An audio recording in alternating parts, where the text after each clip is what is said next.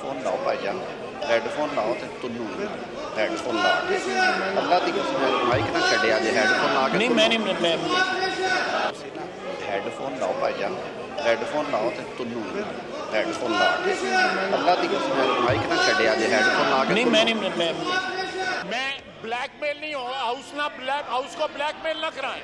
जो कल अजमेर से काम का जो एपेक्स कमेटी ने उसको लेके काबीना में जा रहे हैं, ये आज भी 9 मई वाले हैं, कल भी 9 मई वाले हैं। जो लीडर इस वक्त अंदर है वो भी रोजाना पैंतरे बदलता था। आज ये यहाँ पे ये मुजाहरा करके पाकिस्तानी फौज के शोहदा जो हैं उनके खिलाफ मुजाहरा कर रहे हैं।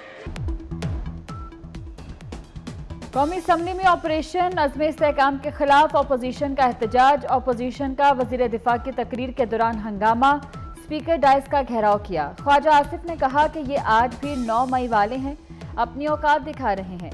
अपोजिशन शोहदा और पाक फौज के खिलाफ खड़ी है। हुकूमत मुतनाज़ फैसले नहीं करेगी, ऐवान को एतमाद में लेंगे। ये अपने मफादात के लिए रंग बदलते हैं, पाँव पड़ते हैं। इनका लीडर कभी ताहयात एक्सटेंशन देता था, कभी गालियां देता था।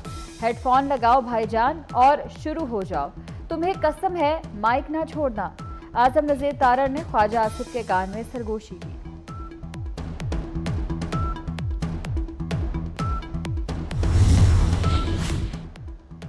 ऑपरेशन की मंजूरी पार्लिमान से ली जाए, तहरीक इंसाफ का मुतालबा। बैरिस्टर गौहर ने कहा कि कोई एपेक्स कमेटी ऐवान को नजरअंदाज नहीं कर सकती, इन कैमरा ब्रीफिंग दे और मशवरे से कार्रवाई करें। असद कैसर बोले कि ऑपरेशन जैसा बड़ा फैसला करते वक्त पार्लियामेंट को खातिर में नहीं लिया आएगा। हम अमन चाहते हैं मगर जुल्म के खिलाफ। ऑपरेशन बहुत हो गए, बताया जाए आज तक कौन से ऑपरेशन कामयाब हुए हैं। ऑपोजिशन लीडर से भी मुशावरत नहीं की गई। आपकी तरह नाराज हो के वजीर आजम बाहर नहीं बैठे होंगे, मेरा वजीर आजम बीच में बैठेगा। हमारा ज़र्फ देखें, हम बैठे हैं, मेरा वजीर आजम भी आएगा, मेरी काबीना भी आएगी यहाँ पे इंशाअल्लाह उल अज़ीज़। उस एपेक्स कमेटी में आपके वजीर आला मौजूद थे, उन्होंने इस ऑपरेशन के हवाले से एक एतराज़ नहीं किया क्योंकि ये पाकिस्तान की बका और तहफ़्फ़ुज़ की बात है। कैसे कॉन्फिडेंस में लिया जाए, सुनने को आप तैयार नहीं है। वजीर दिफा रेलेवेंट आदमी है, वो खड़ा हुआ है, उसने बात की, आपने एक लफ्ज़ नहीं सुना।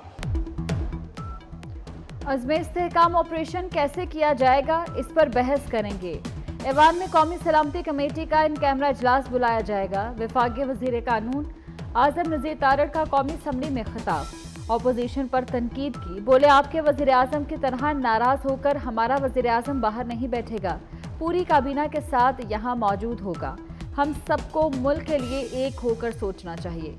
अपोजिशन मुशावरत ना करने का इल्ज़ाम लगाती है। एपेक्स कमेटी में आपको वज़ीर आला ने कोई बात नहीं की। अपोजिशन ने वज़ीर दिफा की तकरीर का एक लफ्ज़ नहीं सुना, मुशावरत कैसे करें।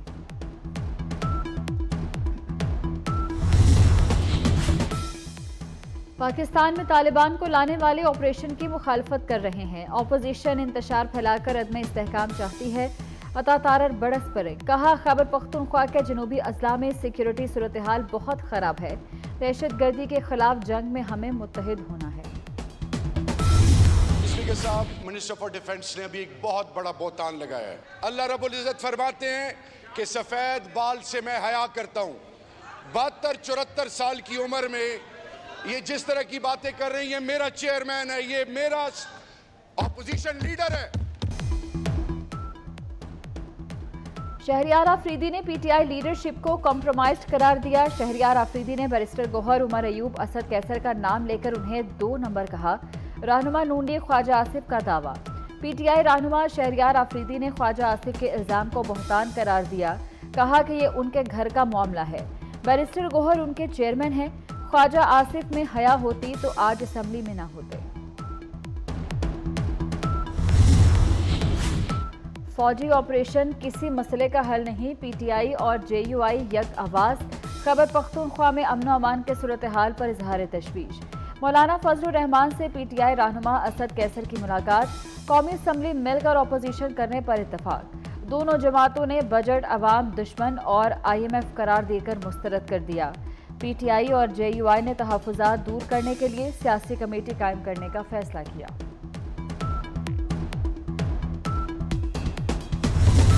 We all, as citizens of this fine country, had hopes and aspirations for this budget.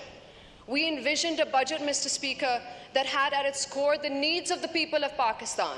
Do you think this is the budget that the people of Pakistan deserve? The people of Pakistan deserve better for our citizens. गर्मी की शिद्दत में 15 से 20 घंटे के load shedding अजाब है। हमें उस किसान को सहारा देना होगा जिससे कभी सैलाब का सामना है, कभी तूफान का और कभी गंदम इंपोर्ट करने गलत फैसले का। We must find ways to provide relief directly to the poorest of the poor of this country. आसफा भुट्टो जरदारी का कौमी असम्बली से पहला खिताब वफाकी बजट को मुस्तरद कर दिया। कहा किसानों, मजदूरों, गरीबों के लिए इस बजट में कुछ नहीं है। बजट अवाम की नुमाइंदगी नहीं करता। पूछना चाहती हूँ कि क्या पाकिस्तान के लोग अवाम दुश्मन बजट के मुस्तहिक है? आम आदमी के रिलीफ के लिए आगे बढ़ना होगा, तकसीम की सियासत खत्म करना होगी। उमर अयूब जो है वो एक नादान और बेवकूफ़ शख्स है। उमर अयूब जो कि खुद एक डिक्टेटर की डायरेक्ट पैदावार है। नैब कवानीन में कोई बेनिफिशरी पीपल्स पार्टी की लीडरशिप नहीं हुई है, ना ही मोहतरम आसिफ अली जरदारी साहब कोई भी जो है नैब कवानीन का कभी कोई बेनिफिशरी नहीं रहा है। इमरान खान साहब की बहन अलीमा खान साहबा ने एमनेस्टी स्कीम ली, इमरान खान साहब ने वो एमनेस्टी स्कीम ली जो कि चोरों डाकुओं को प्रोटेक्ट करने के लिए होती है, बकौल इमरान खान। उमर अयूब नादान और डिक्टेटर की डायरेक्ट पैदावार है। शर्जील मेमन की अपोजिशन लीडर पर तनकीद। कहा पीपल्स पार्टी की क़यादत ने नैब कवानीन से फ़ायदा नहीं उठाया। बानी पीटीआई और उनकी बहन ने एमनेस्टी स्कीम से फ़ायदे उठाए। शहजाद अकबर काबीना के फैसलों की फाइल लेकर भाग गया। कानून से भागने वाले आज रिलीफ मांगते हैं। आज़ाद कश्मीर में एफसी तयनात करने की मंजूरी। वज़ीर आज़म आज़ाद कश्मीर चौधरी अनवारुल हक से वफाकी वज़ीर दाखिला मोहसिन नकवी की मुलाकात। आज़ाद कश्मीर में अमन अमान, सिक्योरिटी सूरत हाल और बजट पर तबादला ख्याल। मोहसिन नकवी ने कहा कि आज़ाद कश्मीर में क़याम अमन के लिए हर मुमकिन ताउन करेंगे। आज़ाद कश्मीर में सिक्योरिटी से मुतल्लिक इंतज़ामात को बेहतर बनाया जाएगा। कौमी असम्बली में सवात वाक़े पर करारदाद कसरत राय से मंजूर। करारदाद वज़ीर कानून आज़म नज़ीर तारड़ ने ऐवान में पेश की। करारदाद के मतन के मुताबिक अक़लियतों के तहफ़्फ़ुज़ को वफाकी और सूबाई हुकूमतें यकीनी बनाएं। अक़लियतों को मुकम्मल तहफ़्फ़ुज़ दिया जाए। करारदाद में मज़ीद कहा गया कि अक़लियतों के खिलाफ वाक़यात में मुलव्विस अफराद के खिलाफ कार्रवाई की जाए।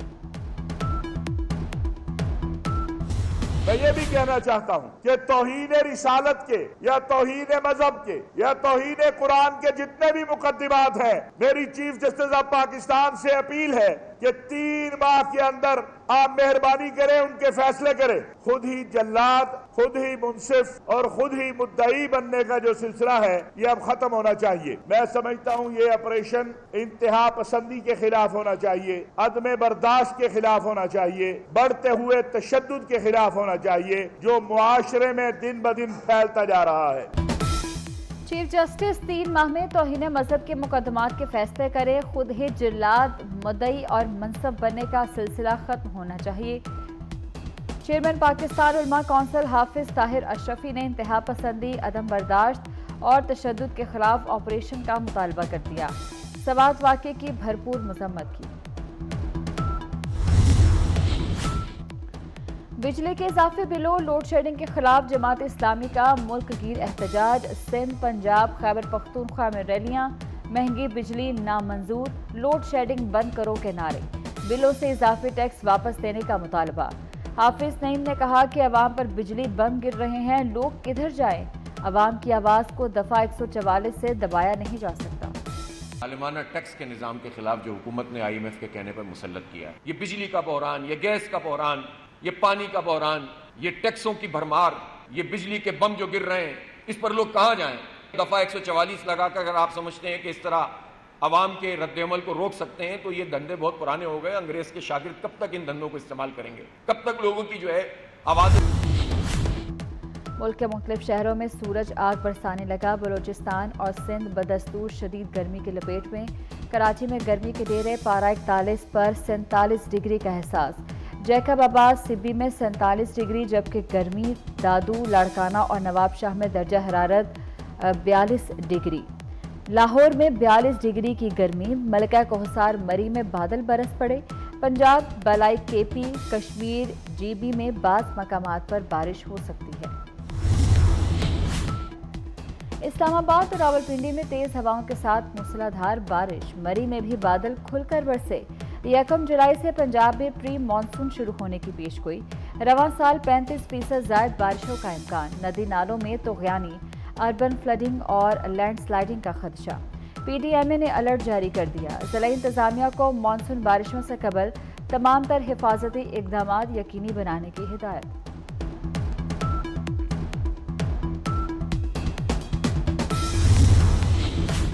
पंजाब में digital school on wheel project launch करने का फैसला। सरकारी स्कूलों के 1000 असातिज़ा को फ्री डिजिटल कोर्स कराए जाएंगे। पंजाब के 50,000 तलबा को मुफ्त गूगल ID फराहम की जाएगी। ऑस्ट्रेलवी इदारा अलाइड के इश्तराक से क्रोम बुक्स पंजाब में तैयार करने का फैसला। वज़ीर आला मरीम नवाज से Allied Tech Valley Google for education के वफ़द की मुलाकात। वज़ीर आला ने कहा कि IT सर्टिफिकेट से नौजवानों को रोजगार मिलेगा। इसराइल की फ़लस्तीन में बदतरीन दहशतगर्दी। रफ़ा और खान यूनस में शदीद तरीन गोलाबारी से 120 फ़लस्तीनी शहीद। शुमाली गजा में इसराइली गोलाबारी से 43 फ़लस्तीनी शहीद हुए। कमाल उद्वान हस्पताल में ग़ज़ाई किल्लत के शिकार 4 बच्चे इंतकाल कर गए। इसराइली फ़ौज ने मगरबी किनारे में ज़ख्मी फ़लस्तीनी को फ़ौजी जीप के आगे बांधकर इंसानी ढाल बना लिया। ज़ख्मी को जनैन की सड़कों पर घुमाने की वीडियो सोशल मीडिया पर वायरल। तल अबीब में नेतन्याहू हुकूमत के खिलाफ 1,50,000 अफराद का एहतजाज। मुजाहिरीन के इसराइली वज़ीर-ए-आज़म के खिलाफ प्राइम मिनिस्टर के नारे। मुस्ताफ़ी होने और गजा में जंगबंदी का मुतालबा। मुजाहिरीन ने प्राइम मिनिस्टर नेतन्याहू और जंग बंद करो के पोस्टर्स उठा रखे थे। रूस का यूक्रेन पर फ़ज़ाई हमला। खारकेव पर हमले में 3 अफराद हलाक, 29 जख्मी हो गए। गैर मुल्की मीडिया के मुताबिक जख्मियों में से 4 की हालत तशवीशनाक। यूक्रेन के हुकाम का कहना है कि रूसी फौज ने चारखेव पर गाइड मिसाइल पर हमला किया। यूक्रेन के सदर की इत्तेहादी ममालिक से मदद की अपील। और सोनाक्षी आज पिया घर सुधारेगी। मारूफ भारतीय अदाकारा की बॉयफ्रेंड ज़हीर इकबाल से शादी की तकरीब दुल्हे के घर पर होगी। इस्लाम या हिंदुइज्म की कोई रस्म अदा नहीं।